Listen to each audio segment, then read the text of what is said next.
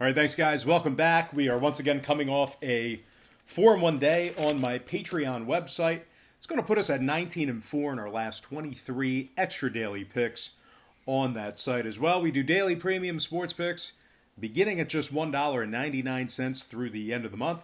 We're also currently 7-1 in our last 8 college basketball package plays. And the good news is we have a college basketball tier package play going off tonight. So we're going to look to make it 8-1 in our last 9. Really only one way to find out, and that would be to go to that Patreon site and get hooked up. Guys, we're over 1,100 members right now. It's a great site, making a lot of good friendships over there. There's a lot of commentary, in the comments section there. A lot of guys, expressing their feelings about certain picks.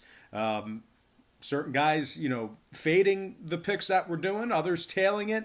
But overall, just a really good community, a good kind of fair, safe community where we're not, ridiculing and, treating each other like crap. There's a lot of respect over there, and we highly monitor that over there as well. So very good site, a lot of great information.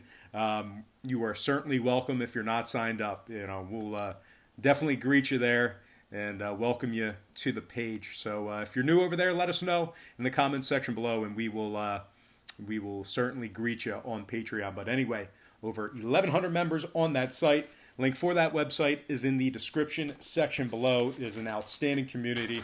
And once again, that is patreon.com/BrockPage. All right, we got ourselves a very good slate of college basketball action here tonight. Looks like we're going to cover 8 to 9 games, maybe 10 games here. So let's go ahead and dive into it, beginning with Xavier taking on Butler. 6:30 Eastern tip-off in that contest. Butler's minus 4.5, total 130 and a hook. We did see a half a point fade of the Bulldogs. We also saw movement upward on the total. Butler open as the 5-point favorite, down to minus 4.5. Total open 130, up to 130 and a hook. 53% of the consensus are leaning toward Butler, 83% shaded toward the over. The Musketeers of Xavier, just 3-4 straight up as the official road team. They're also shooting just 30% from downtown. Now Butler on the other side, 11-2 straight up at home. Very, very good in the friendly confines. They've also gone 8-5 against the spread in those 13 home games. They rank at the top 15 in the nation in points allowed. Top 15 in defensive rebounding. Kamar Baldwin, 16 points a game, 5 rebounds for him. Sean McDermott, 12 points a game, 6 rebounds for the Bulldogs. And, of course, Bryce Inzie, 10 points a game, 7 rebounds for Butler. The Bulldogs rank in the top 20 in defending the 3-ball. Top 5 in road offensive rebounding. Now, total-wise, Butler 8-5 to the under on their home court. Meanwhile, 5 out of Xavier's last 6 stayed under the total as well. I'm going to lean toward Butler minus 4.5 and the under 130 and a hook in that game. Next matchup, it is going to be South Carolina taking on Georgia, 6:30 Eastern tip-off in that game.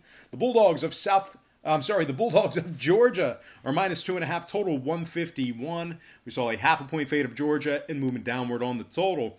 The Bulldogs open as the 3-point favorite, down to minus 2.5. Total open 151.5, down to 151 even. 62% are leaning Georgia, 84% shaded toward the under. The Bulldogs have dropped 8 out of their last 10 games. They're also giving up 75 points per contest. The Gamecocks on the other side, the Gamecocks of South Carolina, winners of 6 out of their last 8. They've also gone 6-2 against the spread as the official road team. We're looking at a South Carolina squad who ranks in the top 20 in the country in defensive field goal percentage. They're also in the top 35 in defending the 3-ball. A.J. Lawson, 14 points a game, 3 rebounds for him. Jermaine Cuisinart, 12 points a game, 3 assists for him. And Make Kotsar, 10 points a game, 7 rebounds for the Gamecocks. South Carolina, 70% to the over in their last 10. Georgia, 70% to the over in their last 10 themselves. I'm going to lean South Carolina plus 2.5 in the over 151 in that contest.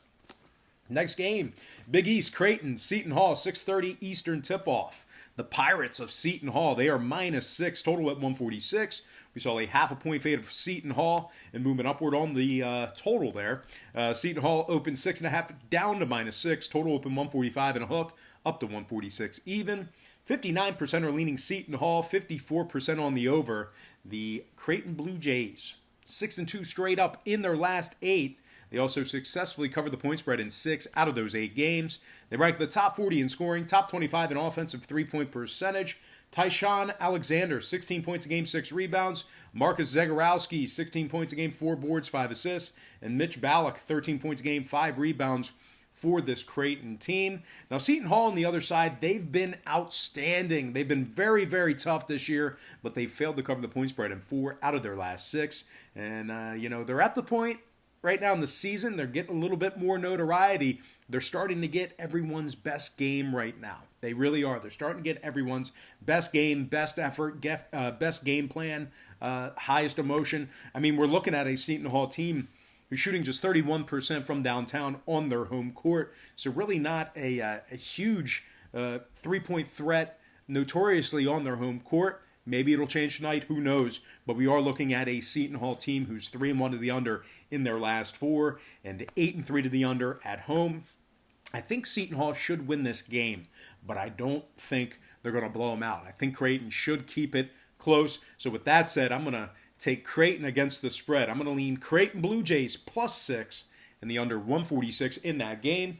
Before we go ahead and move on, just want to take another quick timeout and welcome you to the show. Got some lines and personal leans out for Wednesday's college basketball action. Happy Wednesday to you.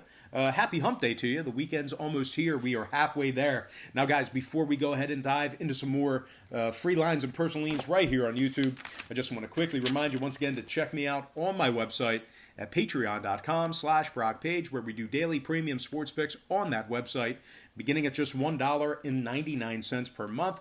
We went 4-1 yesterday in our 5 premium picks on that site. It's going to improve our record to 19-4 in our last 23 extra daily picks.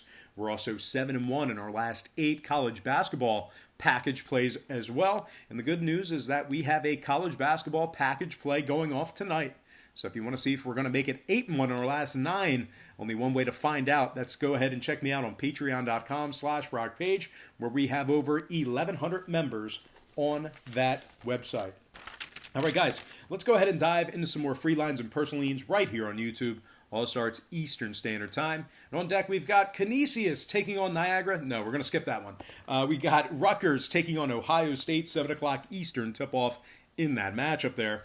The Buckeyes are -6, total at 128.5. We did see a half a point fade of Ohio State and movement downward on the total. The Buckeyes opened 6.5 down to -6, total open 129.5 down to 128 and a hook. 58% are leaning Rutgers, 56% shaded toward the over. Now Rutgers, 5-3 straight up in their last 8, 70% against the spread in their last 10. They're also a solid 5-1 against the number as the official road team.